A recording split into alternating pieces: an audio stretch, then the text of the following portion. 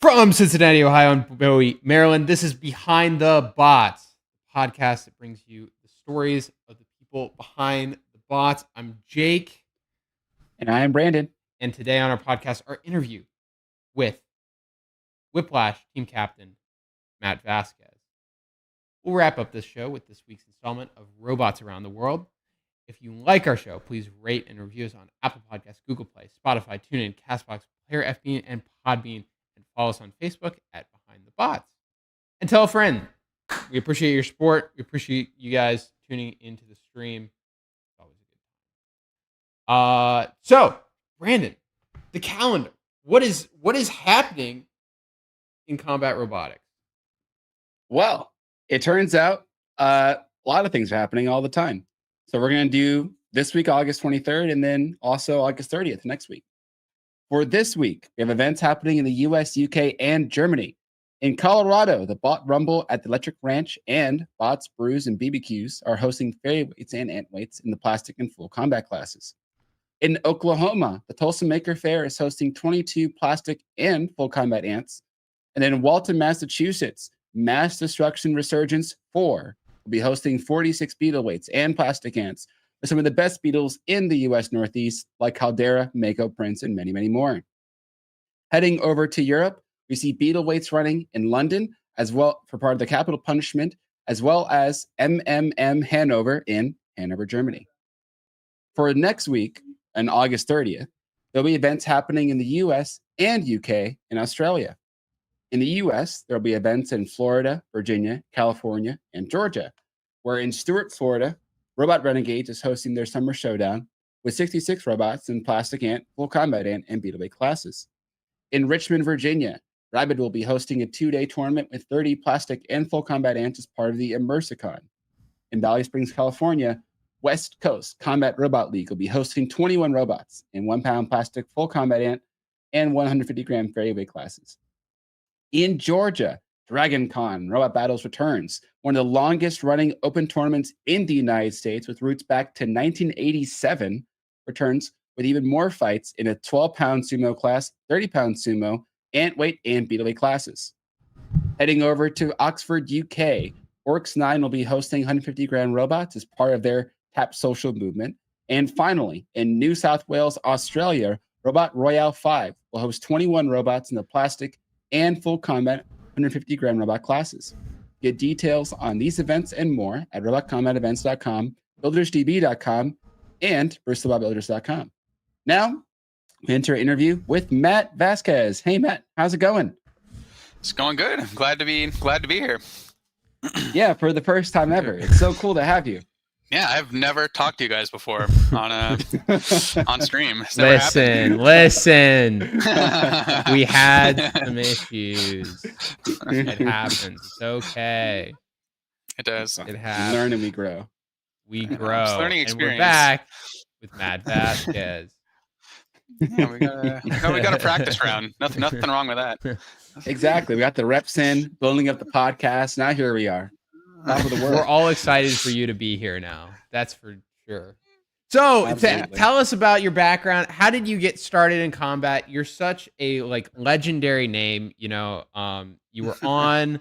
How many seasons of BattleBots have you done now? Basically, all of them. The first one is an alternate. Then, or I guess from the reboot of BattleBots. First one is an alternate. Second one was barely on because we sucked that year. And then from 2018 through present, we've been on every season. So it started in 2016. Yeah, as far as actually being a competitor. But yeah, so even before then, though, you've also been around BattleBots too. Yeah, so back in the early 2000s, my when I was 3-4 years old, my dad saw an ad for the 1999 pay-per-view BattleBots event. I think it happened that was the Long Beach one in the Pyramid. So we saw that and he's like, "Oh, that's cool." He's like, "I want to try that." He wasn't an engineer or anything. He was just kind of a hobbyist tinkerer type. Was good. He was good at building stuff. So he's like, "Okay, I can do this." Then a few years later, I think it wasn't until BattleBots Season 3 in 2002, he competed and built a couple of robots, built a lightweight and a middleweight, which is very ambitious, I would say. Building two big bots like that. And he did like decently well. Like I don't think he made it to any of the TV rounds, but he had a lot of fun, and like it took me there. I loved it, so I've been around it forever. Then by the time I was in like high school, and like my brother, who's like a couple years younger than me, we got like super into like building insect bait robots, because I was like BattleBots wasn't on TV, like RoboGames was happening, but we like wanted to fight more often, so we started doing like ant weights and beetle weights, and this was like maybe around 2013, something like that. Like that was kind of like when SCAR began, I guess, like the SoCal combat robot scene. So yeah, I feel like 3-4 times a year we would compete with our ant weights and beetle weights, and it wasn't until a couple years later the BattleBots came back, and we're like, all right, we got to apply for this. We got to try to get in with something. Dude, I think our first BattleBots application, because God, I don't know, I was like 15 or something. I don't even think I had like real CAD yet. I literally had like Google SketchUp and like made the application in Google SketchUp when I was like 15. Or maybe I was 15 or 16 or something. Yeah, it's insane. Or then like the next year upgraded to like Fusion 360 and made it more legit. But yeah, we've been around for a while. The SCAR server loves me, so they're really happy that you're here right now. The SCAR server is definitely my biggest fan group, and I love them so much, and they love me. Let's go, SCAR. Oh yeah, they love themselves some Jake Maxweiser. So SCAR is thriving right now. We have probably 3 pretty big events a year. And in between, it seems like every other month we'll have an event of some kind, whether it's just plastic ants, beetle weights, or just like a fairy weight event or something. So do you promote SCAR? I mean, are you volunteering for them or anything, or are you just fighting there? I go in, like when I go compete, I'll definitely help with like arena teardown and everything I can. But I do live like a little bit. It's like maybe an hour to get to the SCAR space. Yeah. So I don't have like too much time to go down there. But when I do compete, I try, because it's like it really is. It's just all run by volunteers and competitors. Yeah. Right. So we all try our best to pitch in. It's a very different vibe than what's going on at NHL in terms of like it's cool to see such a, I don't want to call it or grassroots, more organic format for the sport. I really love the format that they've adopted, and those little events over here on the East Coast that kind of are the heart of the sport, behind the scenes. Yeah, it's really nice. Like, I mean, we got like a couple NHL grants from like Calvin winning, and all that. So that was like a good, yeah, it's Calvin, but that was like a good jump start to get like the big arena built, because we had like a 12-pound arena that was like it was like an NRL arena, so it was like an educational 15-pounder box. But once we got that money, we upgraded to this box, and we got, I think, some money from maybe a couple other places, and it's really been going great the last few years. So SCAR, how many competitors would you say that between all the weight classes? For our bigger events, I think we got one in September, and I think there's like 160 bots registered, something like that. Oh, dang. That's between all the weight classes. Oh, wow. So it's pretty big. For like the Beatles, I think we cap it at, God, I want to say 32, and there's like probably a dozen bots on the wait list, something like that. It's not like NHL where you have 100, but 30s, I think 30s and 12, I think we've been getting like maybe 15 or so per event, which is pretty solid. Yeah, that's huge. And all the insect classes just fill up immediately, and the bigger ones don't quite fill up, but we have like nice full brackets. So it's good, and that's part of the reason I like competing in the bigger classes. I'm trying to like get more people to build bigger robots. They're so much fun. I'll give it that. There's like a little utopia, because it's kind of like the bigger bots kind of self-regulate, because the intensity that comes with it. So kind of like the amount that can be made, or kind of the amount that fills a bracket, and it kind of like levels out. But at the same time, you definitely get the vibe of like, okay, if you're mastering the like a plastic ant, or even like beetles, it might be worth a shot to like try a little, like keep pushing yourself to master the 12s and 30s. They teach you a lot of stuff, especially like related to BattleBots level tech. Yeah. And the whole idea with Little Ash was like, I got the idea to do it during the last season of BattleBots we filmed, which was in 2023. And like, we were just having like a really tough time in the qualifying rounds. And now it's just like, man, like it would be nice to have like a 30-pound version, just to like practice with and test out new ideas. So that was kind of the I don't know, the spark for wanting to do Little Lash. And it wasn't until a couple years later I actually built it. But with no BattleBots right now, it's proven to be very fun to have, because it feels exactly the same. I can just take it, throw it in checked luggage, fly somewhere random, and go fight with it. So this is one of your fights with Little Lash versus Super Obliterator 3000. So while we're watching this fight, what when you eventually there will be a BattleBots again one day, maybe, probably not. Though. Yeah. What are you gonna bring? Yeah, let's stay hopeful. One day we will fight 250s again. Oh yes. What will you bring from Low Lash over to the big one? Like, what's like if you had to bring a big thing over? I think the first thing I would do is like I go with Whiplash. The first thing, like for most of the fights we lose, the first thing to go is like the lifter spatula, like the floor scraping part on the lifting arm. And once that goes, the victory dance is so fun with that That's robot. Crazy. It's awesome. It's like, so cool, isn't it? Yeah, the big one wasn't really able to do that, so I don't know what it is about this one. At least not as insane as this one. But anyway, I think the first thing, like one of the big changes I made for Little Ash is the lifter spatula. It's just like several plates of 1/2-inch thick AR, just side by side, just welded together. So it's like essentially just inch thick solid steel at the thickest point. Yep. So like if someone avert does hit that, they'll probably take a chunk out of it, but it's not going to get bent out of shape and it'll remain flat. Yeah. So that's the first thing to change for Big Whiplash. Wait, it's 1/2-inch thick AR on the little one? On the little one, stacked side by side, just at so the like front. little plates, like a yeah. Exactly. So it was really kind of the easiest, best way I could think. Yeah, this fight was sad. Pepe died in this one. Just totally. I hate watching random. this. Yeah, the second fight was much better. This is gore of my comfort character. Yeah, this is gore of my comfort character. Look how sad Luke is. Luke is so sad.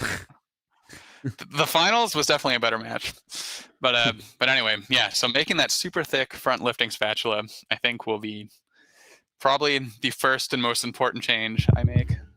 Okay, so you guys fought again. We fought again in the finals. Is this second fight?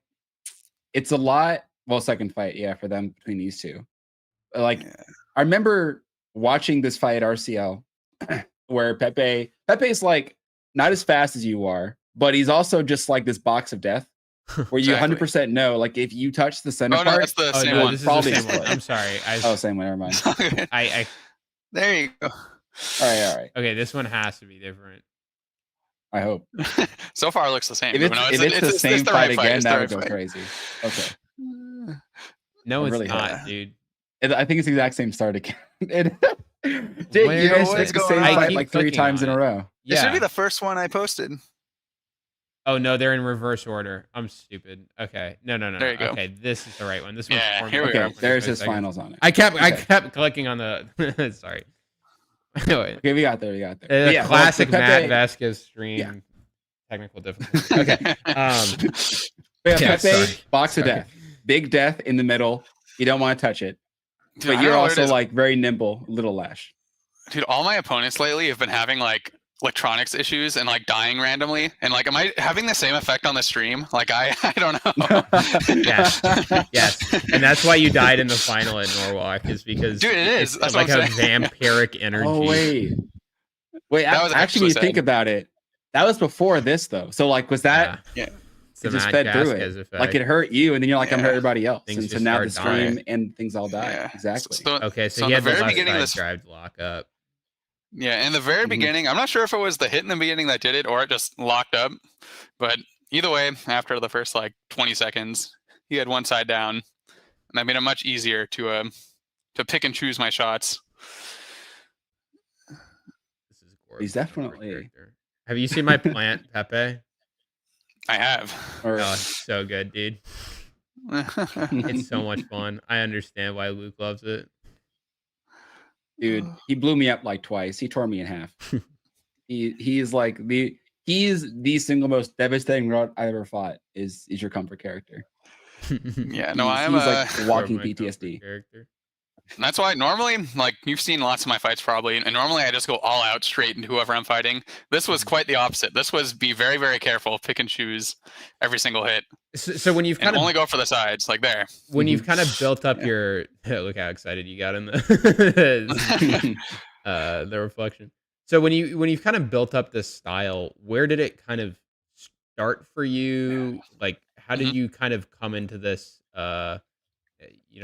you've got a vert, you've got a lifter. How did you kind of arrive at that? Yeah, so back in like 2014, I had a Beetleweight robot. It was called Splatter. It was like a 4-wheel drive hammer saw robot. So I had like this long flat kind of UHW fork on the front, and it was just like a kind of classic hammer saw bot, just 4-wheel drive. And it was kind of like before that design was super popular. Like in 2014, I think Jameson, he had done his little dustpan robot years before that. But what really inspired mine was watching SOB on like the original BattleBots, which was kind of the same robot that would inspire Jameson for Sawblaze. So that inspired my Beetleweight. And it was a really fun robot. I was just able to pin robots, saw through the top plate. I was like, wow, this is a really cool design. And then like when the BattleBots reboot came, we kind of decided, like me, my brother, and my dad, that was kind of the robot we wanted to base it around. But kind of like as I was designing it, I was like, wait, because I didn't want the arm to sit on top. I wanted to sit inside of the robot. And I was like, wait, the arm sticks out the back. And like, this is just like a perfectly functioning vertical spinner sticking out the back of the robot. Like, this should definitely be implemented. It shouldn't just be a hammer saw. But, and then I kind of realized, I'm like, wait, like I could just totally mount some little forks in the back. And then I'm like a lifter, a hammer saw, and a vert. And like, I just kept going down this rabbit hole, I guess.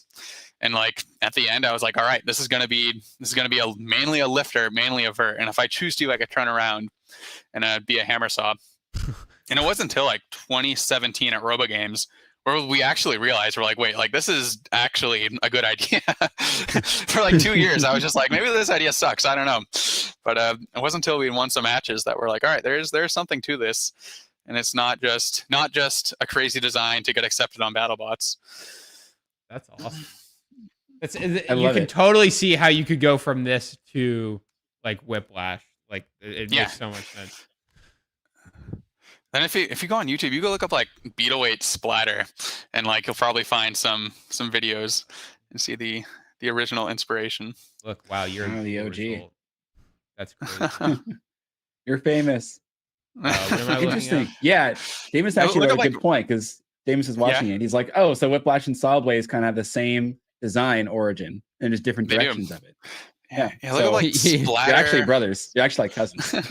Like Splatter Robo Games 2015, I think. There's a fight where I fought my brother, and that was like one of my best wins. Let me see. It's the second one, 2015. Jason's Revenge versus Splatter. Or is that maybe this is the wrong one? That's hilarious. There's one I lose and one I win. Whiplash I think it's the one I win. Sawblaze are the same design going in different directions. That's hilarious. Yeah. So this was the Beetleweight that inspired Whiplash. Yeah. Okay, but you're just driving it in reverse. Exactly. So this was the idea with this was be pure hammer saw. Right? Honestly, the word hammer saw didn't even exist when I built this robot. It was just like overhead saw blade. Yeah. Mm-hmm. So is this your mom here? Control. No, it's just like a judge. Wow. I'm pretty okay. sure. Sorry. I saw. Oh, come on, dude. That's crazy. No, okay, whatever. Okay. She was probably the one filming, if I'm guessing. If I had to guess. Okay.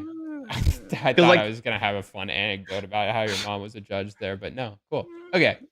That's cool. But it is like very smothering design. It's like sort of what you see in modern hammer saws. So there you just go right through the aluminum. And that was it. You should reach out to Julian Mako for I don't know, copyright. Yeah. No, Mako. But it's funny, Mako. Like I had thoughts that if I was to rebuild this, that I would go 2-wheel drive just to like save weight and put it in other places. And Mako kind of just built what I would have built had I redone this. That's cool. I think I would have kept the arm longer, and like you can see how the spinner is kind of like very high up, and that's to like give that nice angle. Yeah, exactly. To give that like nice angle to reach over the drum spinner or whatever's in front of me. But other than that, is that a 4.5-inch saw on top? Yes, whatever Yeah. the cheapest Harbor Freight saw Yes. blade. Yeah.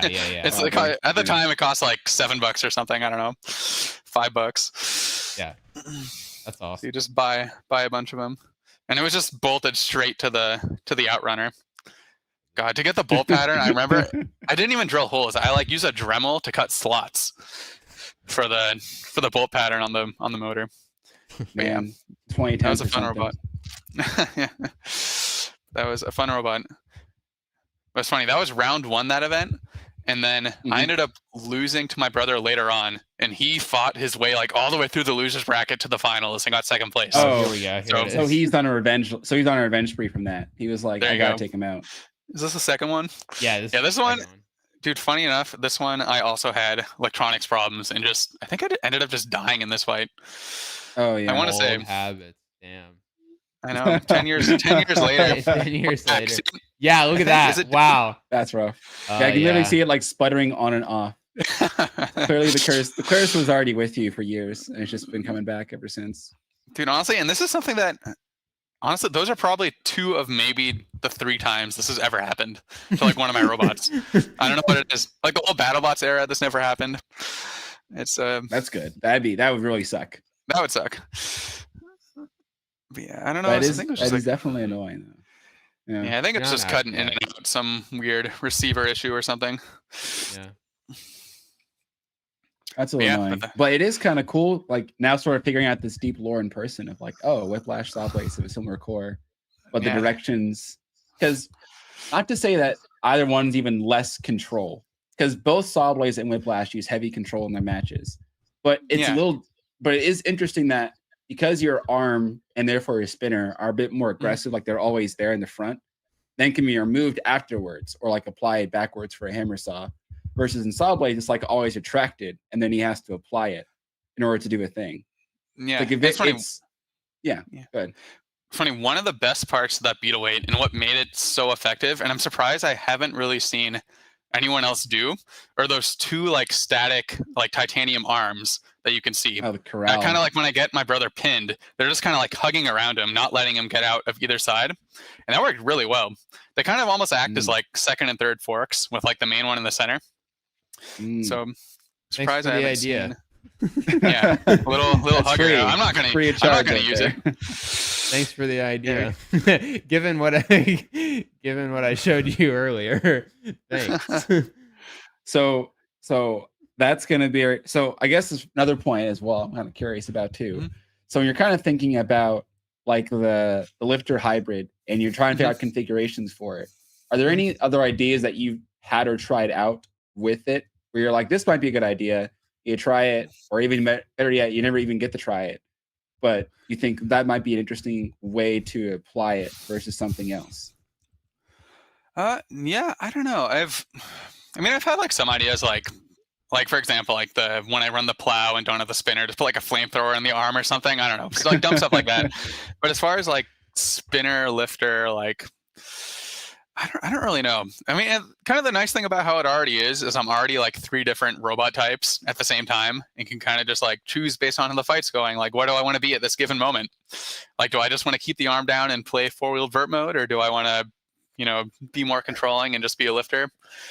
Or do I have them in like a really tough position and I could, play hammer saw for 20 seconds? It's I don't know. It's pretty nice. There are definitely trade-offs, right? Because I don't get to have that much armor having all this stuff going on. But yeah, I have lots of options. You ever tried just like running it backwards, just outright, where it is literally hammer saw mode, where you have like the forks in the back of the robot, the arms, I guess back retracted as it is normally. Yeah. But then it can then sort of through the rear corralling, put itself forward, and then you can apply the arm over somebody, like actually running like a true hammer saw version of the Lash or Whiplash. I've absolutely thought about it. I think in the future, maybe I'll try. What I would really like to be able to do is get the spinner like damaging enough to where I don't even put any ground game on the back and just drive it backwards and just go like huge style. Just go over the top of people with the spinner and just drive, because that'll just totally neutralize. Like if you have ground game, who cares? Like I'll just drive backwards over your ground game on top of you and take out your top plates. And I kind of did try that once against Athon at a Scar event sadly, my spinner ended up dying like quickly. And I think it was like Little Ash's second or third fight ever, and I had some issues with the spinner dying. But I don't know if I could get some good armor on the back. That's not a terrible option. Just because like no one, I don't know, no one's planning for that. And even if they are planning for it, you have to make a sacrifice to be prepared for that, right? So it's not, the plan is not, totally surprise them with some new idea. It's that you're going to have to think about, you might have to expect this, and what do you have to do to plan for it? Man, yeah, that's even more horrifying because you got qualified for an HRL finals, so you're chilling in that level. So you're looking forward to that.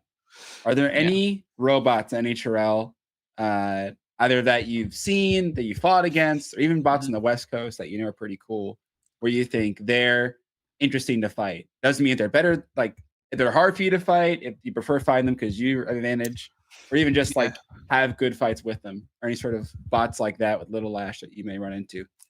I mean, I would like to fight Red Storm. That would be very fun. We wanted to fight at BattleBots, and it kind of just never happened. That would be an incredible 30-pound match. I'm really hoping that happens. I think that's like a good maybe 50-50 match on who would win that one. Who else do I want to fight? Is like I looked at the lineup of qualified bots. They are all just very, very tough opponents. Obviously, you got like Chonky in there. You got Megatron. You got Multifier. You got like the Waddles in there. You got Ares in there. So all those robots can just, if I screw up, will just obliterate me. But I don't know. I'm excited to see what happens because, funny enough, Little Ash the only fight Little Ash has ever lost was against a robot I had already beaten in a finals match when my receiver stopped working.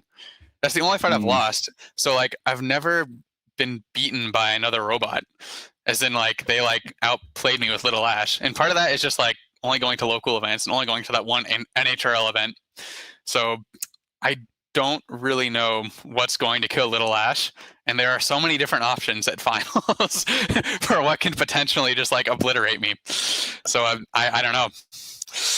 Yeah, I really don't know. When you say that, you have like an interesting quandary of like, okay, yeah, my robot has never had to test its jaw per se. Like it's definitely fought people, but it's not like robots. Okay, someone's now found a weak point and like crushed it in. How does it handle that?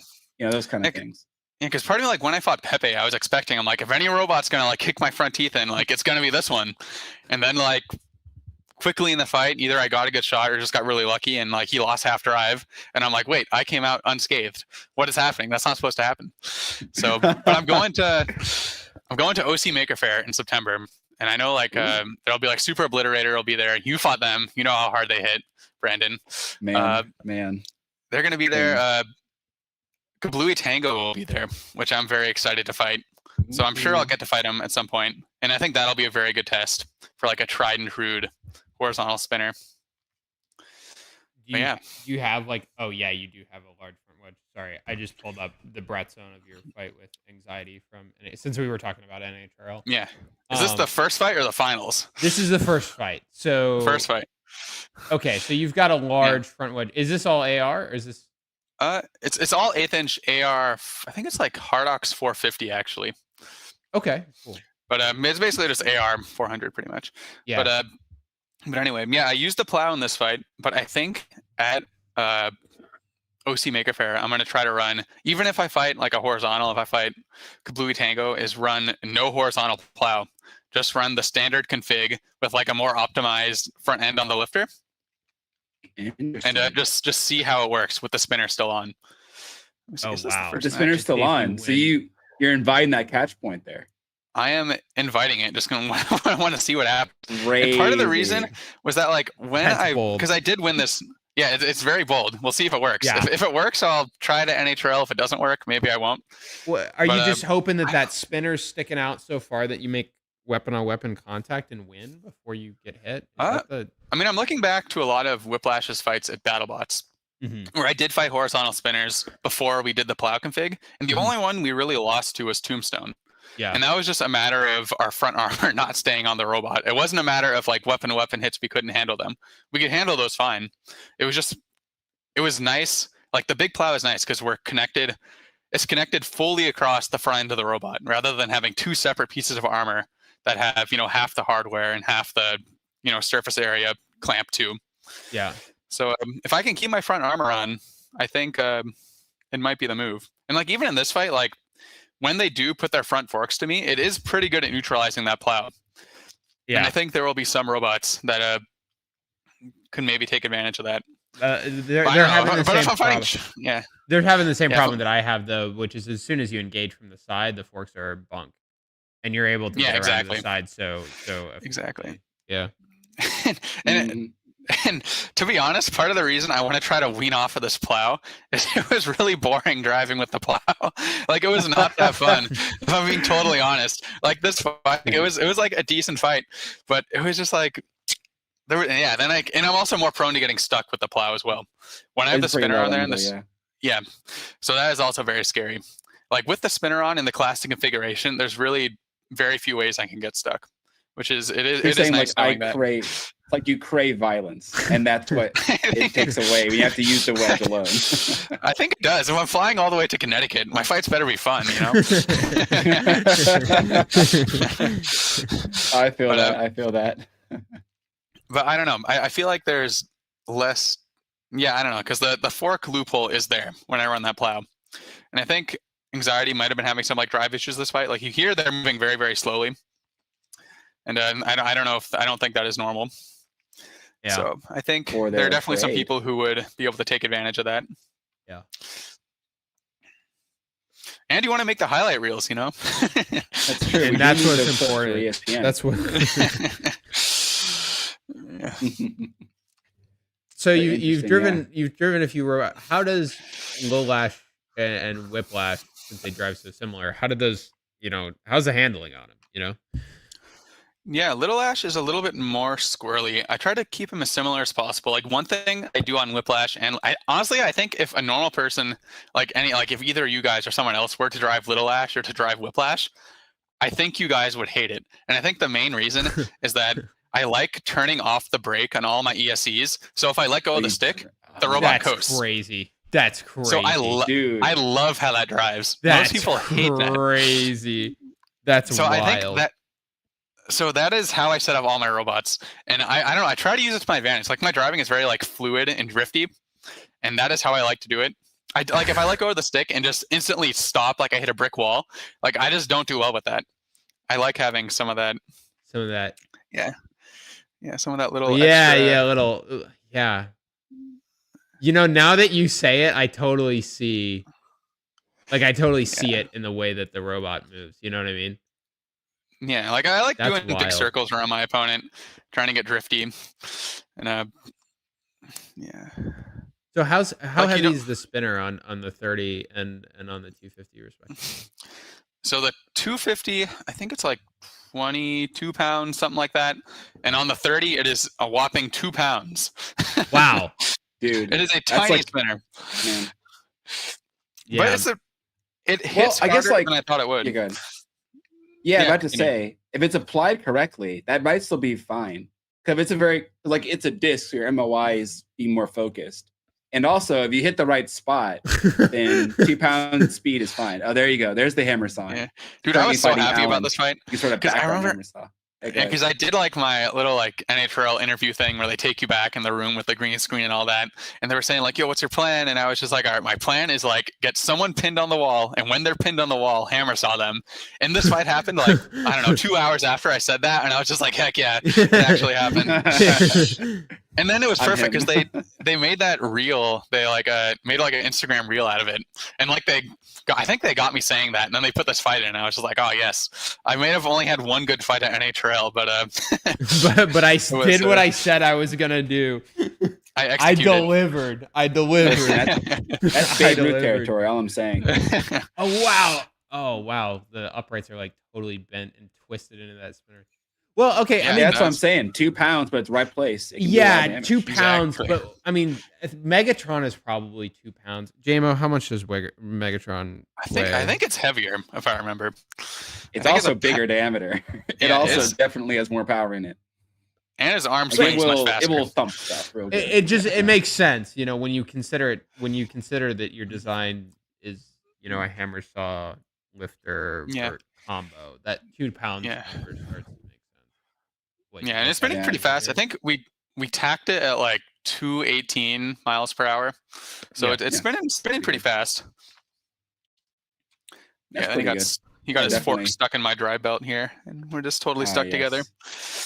Love me some Love that. entanglement. Love that. This is Geek Sport, okay? And we're back. All right. Geek Sporting.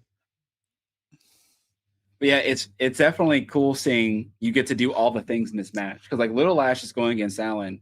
You're able to, of course, directly go nose to nose. You get the shot, the 4-wheel drive vert, because you get the weapon, able to get a glance on him. You're able to tee them up, and put them on like the wall, and then back up and hammer saw. So for a 2-pound weapon, that's crazy. You get mashed it right at the same time. Like for a 2-pound weapon that's able to do 3 different activities like that, where in theory it could hit the front, sides, and top of a robot at bottom if the right things happen, then you have a lot of potency. And so it's also curious because you have like, it was all black, so I'm guessing that's like a TPU front as well. So like little TPU. Interesting. How's that been working for you? It's been working great. It's that stuff is magic. I designed some like AR armor for it for the first event it competed at, and I did like the classic like AR with forks mounted on it, and like I don't know, it just the TPU is just like it absorbs hits so well that I think I'm gonna definitely continue that in the future. And it's nice because like I don't need like a hinged fork. It's just like compliant enough where it just kind of just barely presses into the ground. And it's honestly kind of inspired by like the full court forks, just TPU forks. Oh, just nothing hinged. Name. I said the name. I said full court. You said the name. I said the name. Freaking out on stream. That's gonna get reposted in the Discord. But in all seriousness, like the fixed the fixed TPU fork is pretty solid way to go, I think. Interesting. Yeah, because I actually moved away from that because I remember I fought B-Force. They had the Baleen in June of last year, and my steel forks were able to just like really press through it because of the force of the interaction. I was curious, like yours seem a bit beefier, and that's resisting better. At very least, it's still doing ground game things, but it's not going to be resistant that well. It's not going to be the best ground game. Like even in that fight against Alan, like you see that first hit, I go head to head just to kind of like test what happens, and he does get underneath me, and he gets a good shot on me. So that's true. It's pros and cons. Interesting. So Jameson just said 3-pound to spinning mass on Megatron. Interesting. So yeah, ballpark is right. I think it's just like the once again classic case of like the way you use it does a lot of the explanation of like how well it does. I think that is very true. Which is why the houseplant ramming you into the wall and an already dead robot is it's probably not going to so do sad. Much. You know what's so funny? I was tempted in this fight after the first time because I got anxiety pinned on the wall and they got like their free unstick. I was like so considering just like trying to like stop Brett and just act as like a roadblock, but like stuff started going wrong like right before I had the chance to do that. So maybe had I had like maybe 10 more seconds of life, I could have just sat in front of him and maybe gotten him high centered. But who knows? JMO says about 3 pounds on Megatron. So you're right, a little bit heavier. Interesting. Yeah, that's pretty cool. Well, thanks for all that. So, you want to take a break real quick and we'll come back? We're at 30 minutes right now. Sorry, I just realized. That's right. No, you're good. Come back. We'll talk about Whomper. Yeah. Is that cool? Yeah, sounds good. All right, pushing break. Where is it?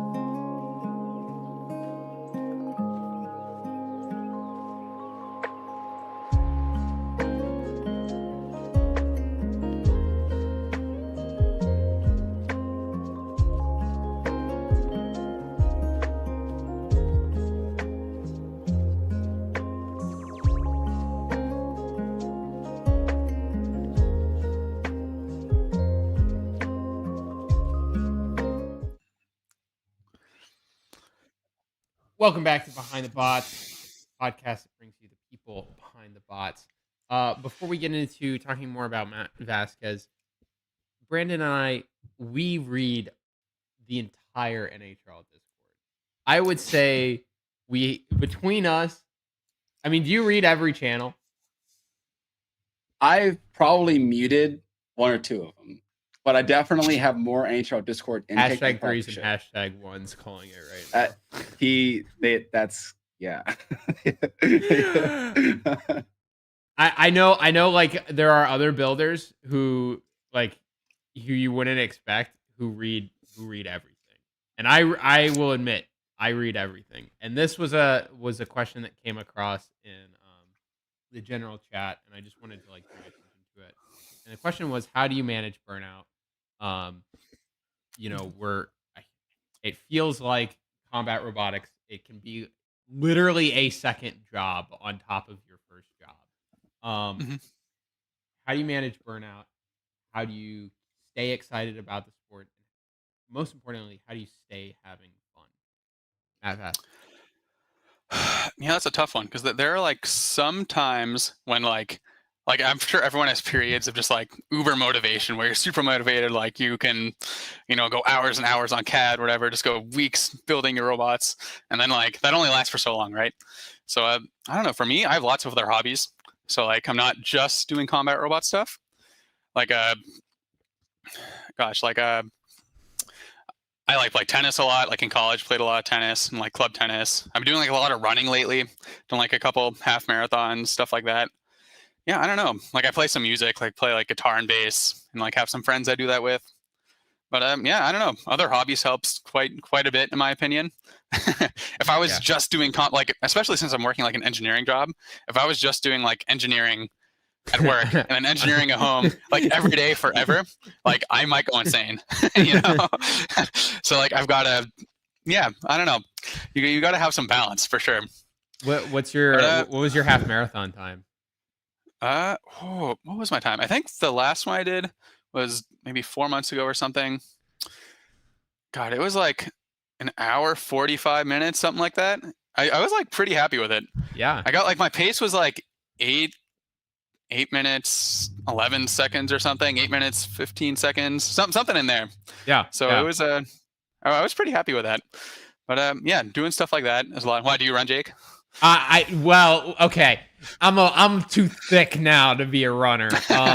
There was a time when I was in high school. Yeah, I ran. I ran distance. I ran half marathons too with my Let's dad. Go.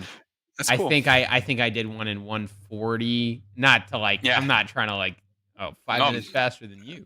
But no. But I weighed 135 pounds. So you just go. When you weigh, when you're 17 years old and you weigh 135 pounds, you're just like, I guess I'm gonna run 50 miles this week. So I was running like 10 miles a day. Doing like dumb stuff like that. But and I think, especially doing that at like a young age, it taught you how to make something your identity. And when something is a part of your identity, you don't really get burned out because you kind of see it as, it's like eating food, or like breathing at that point. It's like, this is what I do. And so, it's never,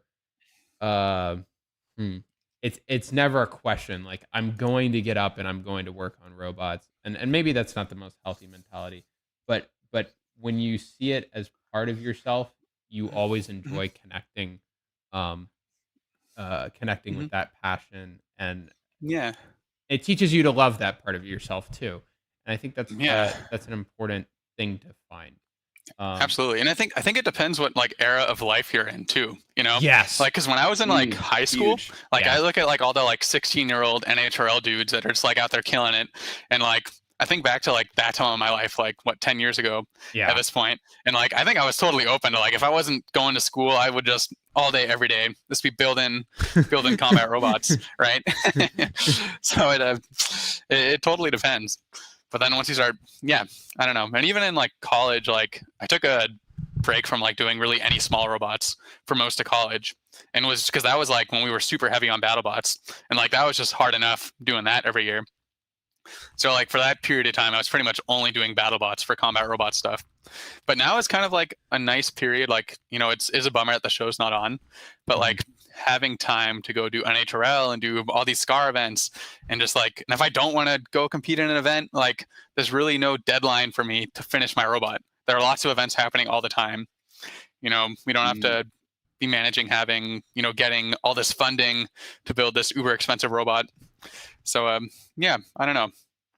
It's kind of a nice, yeah. For me, the real struggle is FOMO. Is like, because like I know, so like I missed Hive Hysteria, and like I knew I did not want to drive to Maryland and back, but it was like, oh, you gotta, all your friends are there and they're fighting robots. I know. Yeah, and that was Hive Hysteria was hard. That was a hard miss for me. Yeah. So yeah, for sure. So that's harder for me than Burnout. What about you, yeah, Brandon? FOMO it's a real thing. Like we competed in pretty much every season of BattleBots. It's been on TV. Like if it was to come back tomorrow, like it would be pretty brutal getting prepared for it. Say they said in 3 months we have a BattleBots event, it would be like really gnarly preparing for that. I have to do so much design work, making so many parts. But like I think FOMO is strong enough. Maybe we would pull through. I don't know. I follow Matt very closely on a lot of it. Like, especially the BattleBot side. I'll start from there and work my way back. But the BattleBot side, that's literally what happens, and it's what we all went through in the stretch before 2023. Like literally the post-COVID stretch of BattleBots teams being like, I'm going to absolutely destroy myself, but all the friends are going to be there for a 2-week robot boot camp, and I have to be there too. Like people were hopping on teams. You're pulling basically all-nighters trying to get your robot ready. And then when you get shipped out, and then, dude, when you're in Vegas and the time that you're actually there, everyone has the mentality of like, oh, we have dark days. I'm going to be able to like go to the Strip, go to Hoover Dam, go to the other cool stuff Las Vegas has. That'd be kind of fun. But in reality, you're like, but no, because I need to make the robot cool. And then everyone else kind of ends up doing a lot of that too. And ultimately, by the time BattleBots is over, you're like, dude, I have to do it again. Like, one, because they have the robot ideas, but also because you're like, all my friends are going to be there. Like, I know I'm going to see Ray again because Tombstone's not dropping out. So I got to see Ray. And then you're like, well, I'm probably never going to see a lot of these people very often because they live in different parts of the country. Yeah, it's like, funny. like the Northeast block, but it's different. Yeah, and it's funny you say about like, oh, like going visiting the Strip and doing fun Vegas stuff while you're at BattleBots.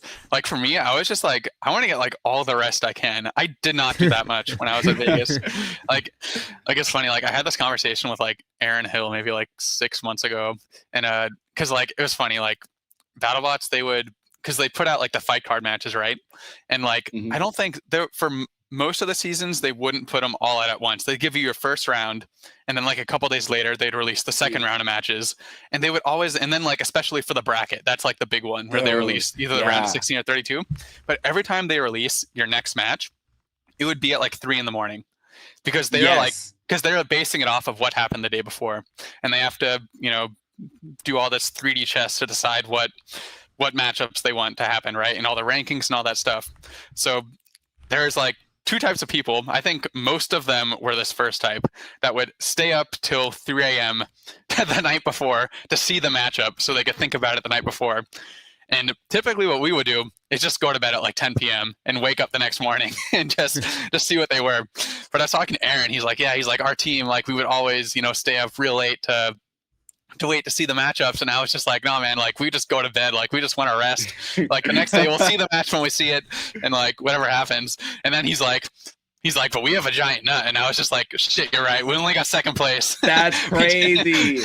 I can't believe pulled rank on you like that. He's like, listen. oh, I was just like, second place, 8 first. That's crazy. And we got second place, not quite first. Dude, that's crazy. I can't believe pulled rank on you like that. That's nuts. It was so funny. But it's 100% true, especially BattleBots. That was the case. And then, even working my way back, this NHRL break that we've had, where the summertime was like free, that ended up it felt so good, similar to BattleBots, where you've had like, wait, the grass, I touched grass. I've smelled the flowers, like I've felt the sun. This is crazy. Because because of that break, Phenomenon's been sitting in the garage, in the basement, in the garage for like a couple months. I've kind of like a little bit of testing on it, more so because it's just, I have a robot I can destroy stuff with. It's kind of cool. But I've never really touched it. But instead, I'm like, you know what? I need to like do stuff with other people too. Like even like the insects, like Hive Hysteria was literally me thinking, okay, let me like build a Beetleweight back again because it hasn't really done Beetleweight things in a minute. Not since like Robot Ruckus, like November. And like, what is it? Playing flag football, play video games again. I've not played video games in a minute because of all the work I've done on like the robots getting ready for HRLs and little things like that. And I'm like, and I had saved money. I was like, wait a minute, I have like a savings account. Like, oh my gosh, because of an engineering job, I have like all of this time in engineering anyway, like Matt already said. So I'm already having to use the math and physics part of the brain over and over again. When I come home, like I said it before, like in high school, 100% did that. Like wake up, school, whatever, it's boring, cool thing, the evening, robots, whatever. But then as I'm older, I'm like, I've been doing this like 18 hours straight every day. I probably should like breathe. And so that's been already like a little example of that break time changing things already. Yeah. I think burnout is really important to think about, like not only from the EOS like a perspective and from like the builder perspective, because like you want like longevity, right?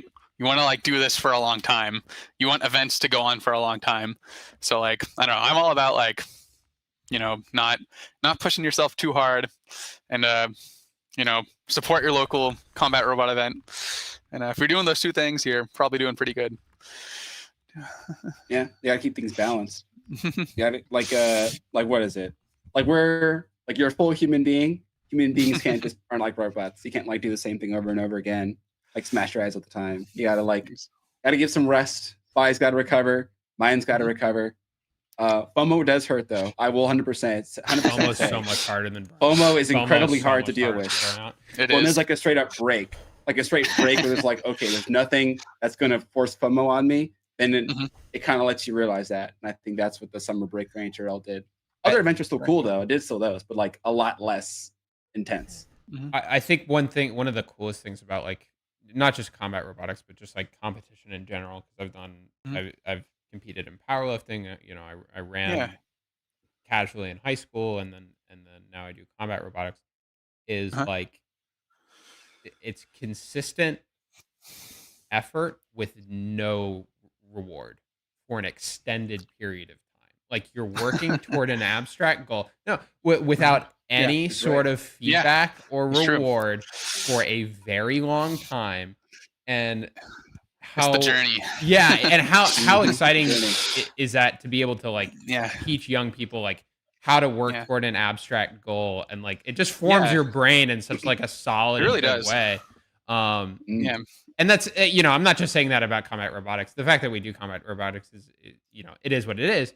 But what an exciting thing for a college student or a young person to be able to work on something and develop that part of their brain where they can invest in a long-term goal.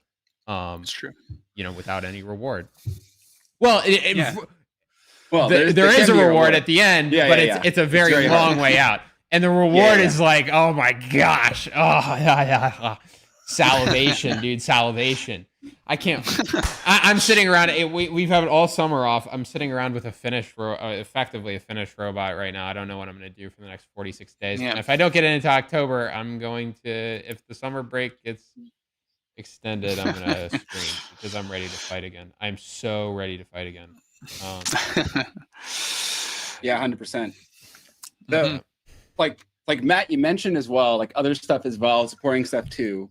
So one really good example of how you've been doing stuff that's combat related, or not like directly fighting related per se, is open source.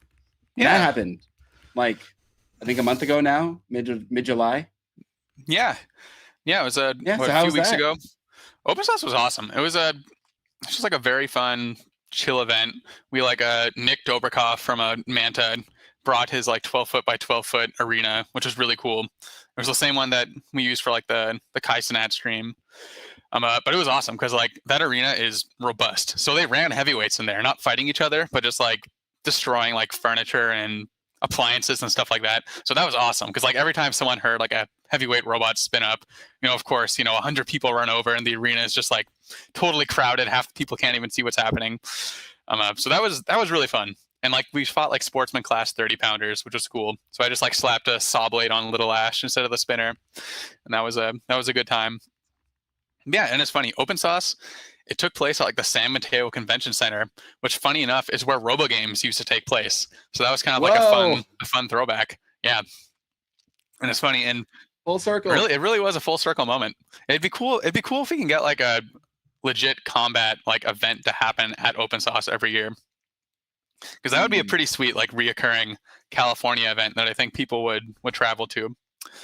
But yeah, I'd probably consider that. For like a midsummer trip. Yeah, but it's funny at the Open Sauce venue at the San Mateo Event Center.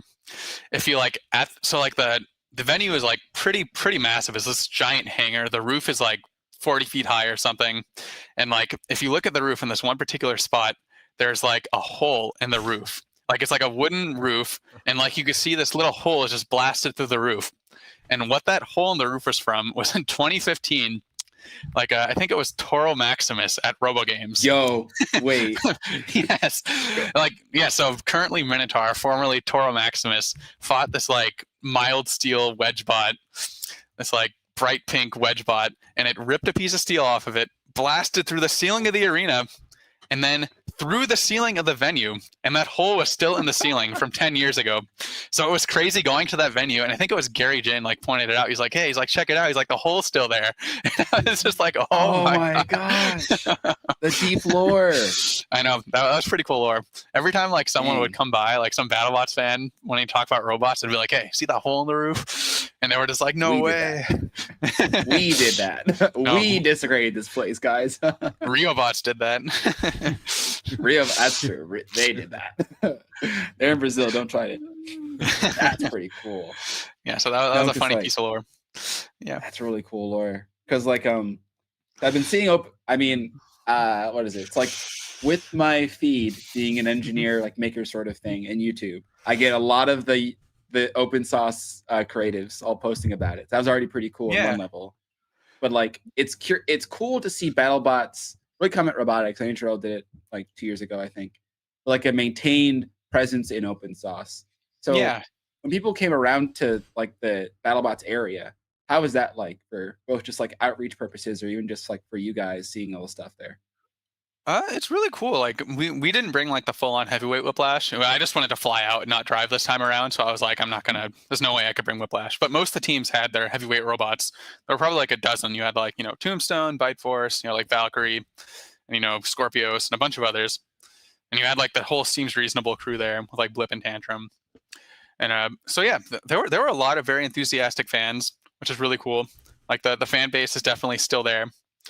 And just a lot of people asking how to get started, which is like a really cool thing. And like Palm Beach Bots was there, which is like a fantastic resource for like beginners.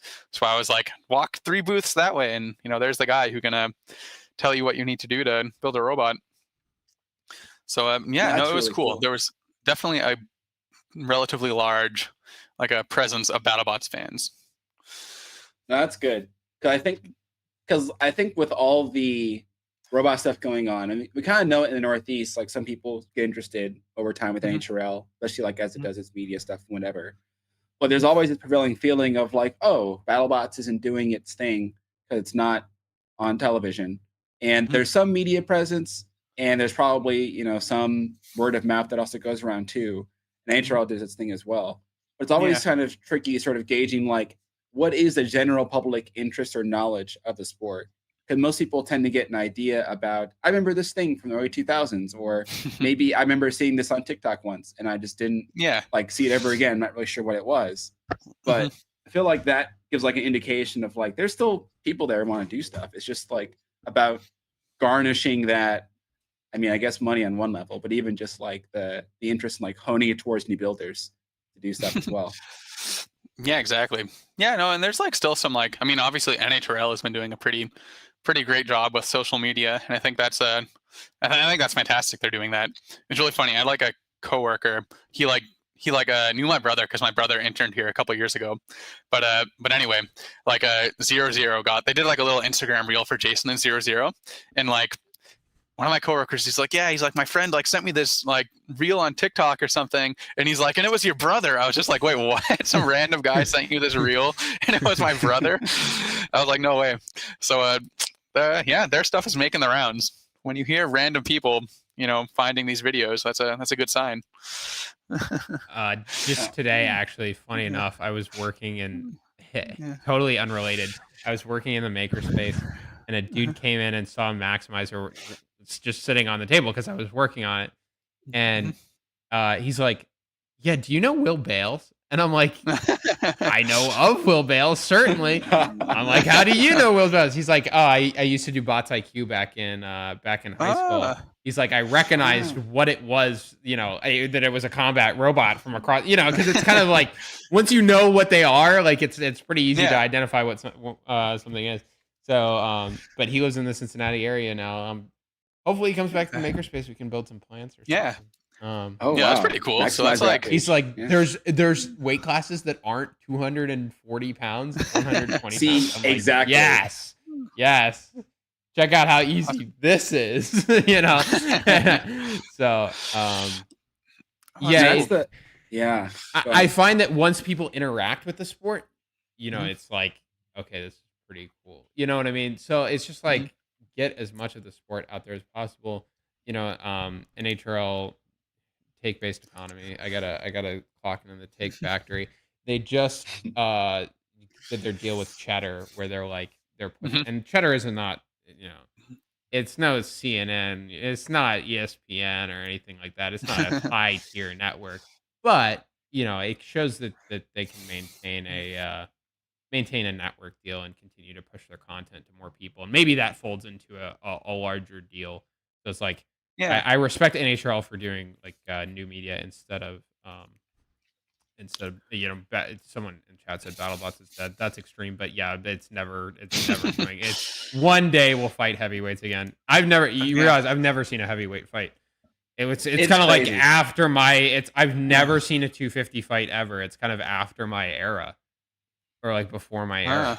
You know what I mean? Even I'm like a kind of funny to zoomer. say. Yeah. Isn't it because I started in 22, which was after the final season of BattleBots. Yeah, because that was right when we did filming for that. Yeah, so I didn't go to BattleBots. That's crazy. Isn't that wild? No, it's been 3 years now. I've had an entire rise and fall. Dude, Maximize, you're still in there.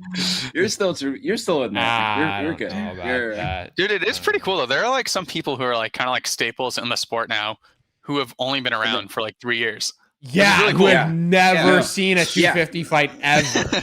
Yeah, like legit. Like, exactly, because like Matt and I basically grew up in the early 2010s. It's like we're doing the local events. There's no BattleBots. The biggest thing is like NERC in the East Coast. I guess Robo games, even RFL, Robo games, especially in the West Coast.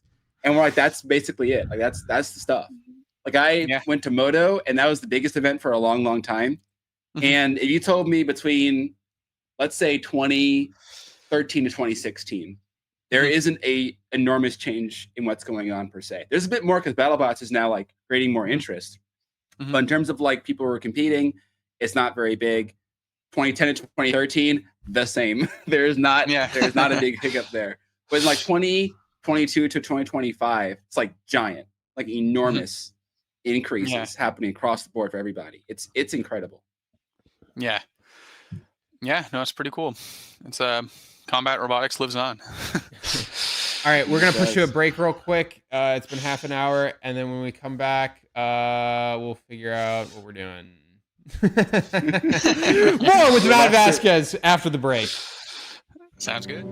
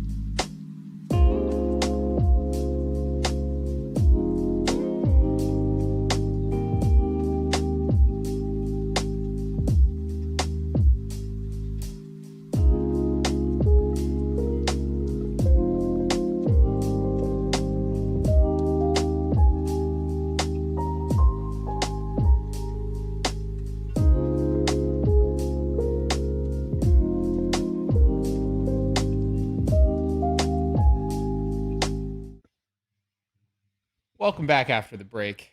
We're here with Matt Vasquez. We're going to be wrapping up the stream here. A little robots around the world. Some final questions for Matt Vasquez. Drop your questions in the chat. We read everything. It's kind of a problem. We probably shouldn't do that. Every comment, we read it. And we moderate it too. So I mean, he's right. ask appropriate questions.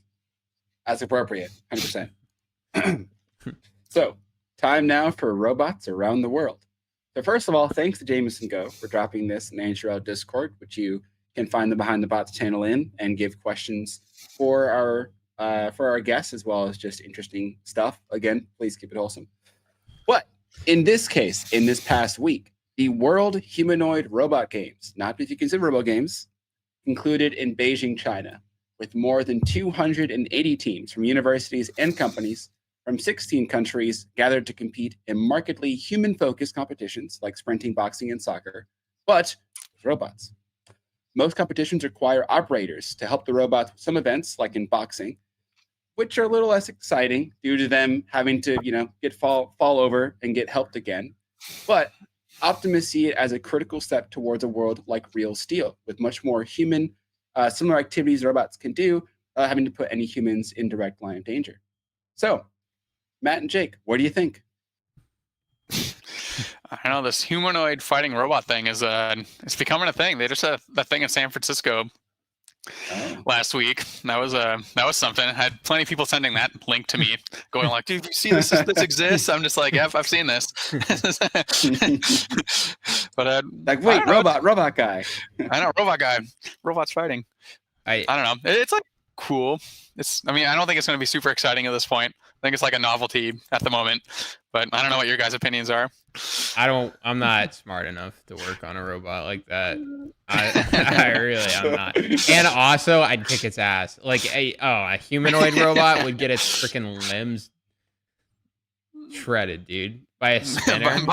We would finally answer the question: what if you touched a robot? A 30-pounder spinner. We'd finally get the answer, and that is your hand becomes hand dent.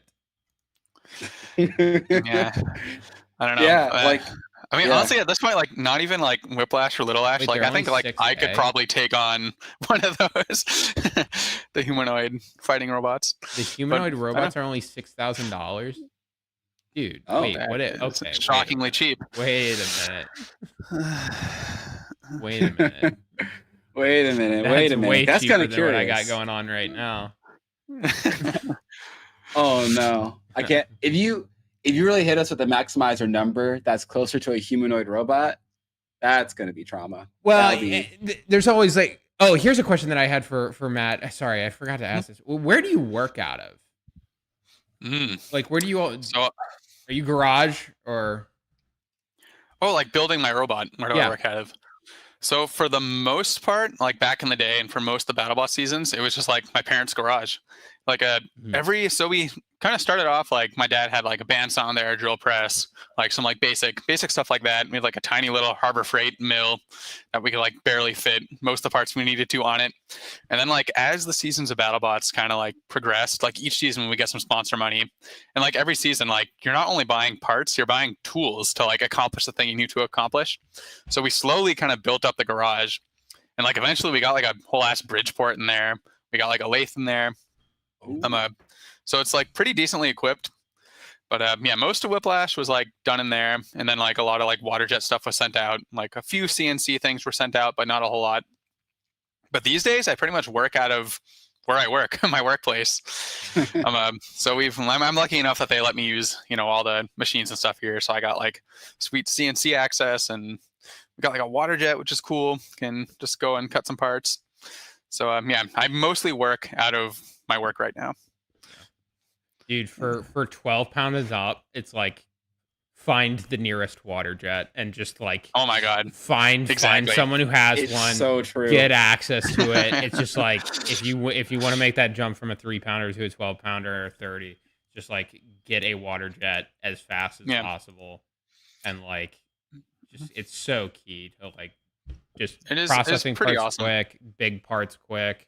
Yeah, it's cool. Yeah. But it's funny, like the last version, like this current version of Little Ash, like every single part on the robot, I like made every single part. I didn't send anything out. Like anything that was CNC'd, I machined. Anything that was waterjet, I waterjet cut. And like the amount of hours put into doing that, part of me is just like I should just send this stuff out because it is a lot of time to do it all yourself. Like I know Jake, Yeah. you machine a lot of your own stuff. Well, so my day job, I am a machinist. Yeah. So Okay, so I'm a machinist for the University of Cincinnati at our makerspace. So the math is I make so much money an hour. If it's less money, for me to make it than it is to get it sent out, then I make it myself. Otherwise, Exactly. so it's a very strategic thing where I get things quoted and then I decide how quickly can I run it out on our hospital machines. And so it's a balancing act. So like I have gear components that no way, no shot am I gonna machine those. But like I have aluminum bits and bobs, and it's just like those, we're tossing those out. Exactly. And we also have a water jet at the makerspace, so like all of my cleats. If I bought my cleats from Sencut Sen, they'd be like $20 a piece. If I water jet them myself, they're like $2 a piece. So it's exactly. Like, so it's like there's like some stuff. Only way this is possible. Like if like Senka Sen, incredible for I've only used Senka Sen one time for robot parts, but like getting like AR stuff made from them, so cheap. It's like just freaking do that. Good. It's cheaper than buying the material. But like if you want to get like a little titanium piece made, it's like $100 for like a 8-inch diameter 1 millimeter titanium thing. I'm like, all right, I'll just buy an eBay or FingerTech tie and cut it for free. But so you gotta pick and choose, Yeah, and man, that is the biggest limiter. As important as a football practice field is to a football team, is like a shop is to like making a successful combat team, and like the UC team would not have the success that it has. I'm not glazing the place that I work, like that would be dumb. But like it literally would not be possible with like an open and accessible makerspace where they could go in, get trained on the tools. And figure out what they're doing. And so when people ask me like, how do I hop up from a 3-pounder to like those bigger weight classes? It's just like get tool access, like, or get money, and it's like pick one of them. Exactly. Not 100%. Or get money. Or get money. Yeah. You're either rich or you have tool access. Just have exceeding amounts of money, and like in my case, actually, it was really good because during the pandemic.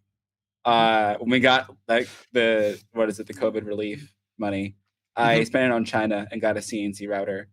And then that was like the way I was able to make the big bots for a minute. Cause like my school had, like I worked in makerspace for my school, but they only had like a 12 by 12, little water jet and like a CNC, but people were always using it for, actual things like research. So I couldn't use it all the time.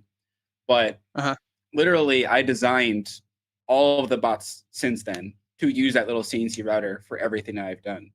Like I could make I could get flat packs of material, machine that on the router, and that's 100% how the robots work. Because if I don't, then I have to pay for it all. Engineering money is nice, but I also have to pay for, living. And then even next to that, you got to pay for your time. And sometimes my time is free enough where like it makes more fiscal sense to just do that instead. And that's really critical. And I think about like in this case, the Unitary robots here with the humanoid stuff.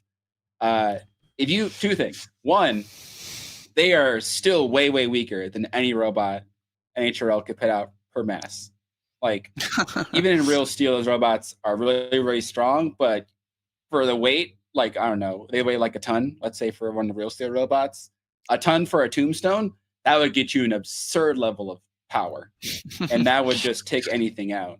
And then two, you probably couldn't make them rapidly either, because like they're complex, and our fighting robots are more powerful and simpler to like do stuff with. So my brother had a good idea. Really, really hard to scale it. My brother has done some like humanoid robot stuff at work, and he's like, the humanoid boxing robots need to open up for BattleBots or like NHRL or whatever. Have like a humanoid fight to like hype it up. That'll get some like normies who are like, oh, cool boxing robots to show up. Then after that happens, you do like an actual round of classic combat robots. You know what I do? So NHRL's got one of those robot dogs. I would wrestle that in the cage.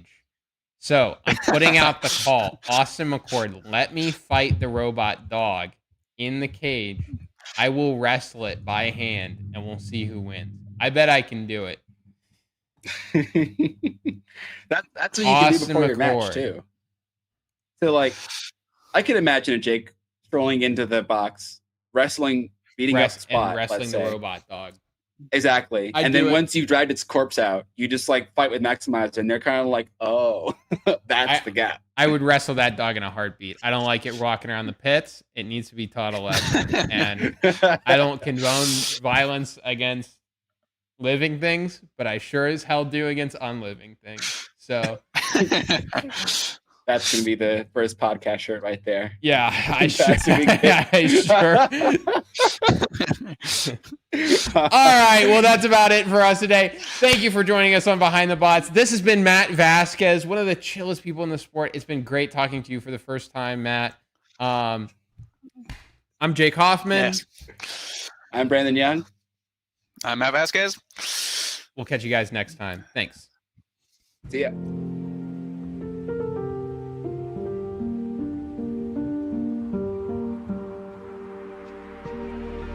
That was awesome, guys.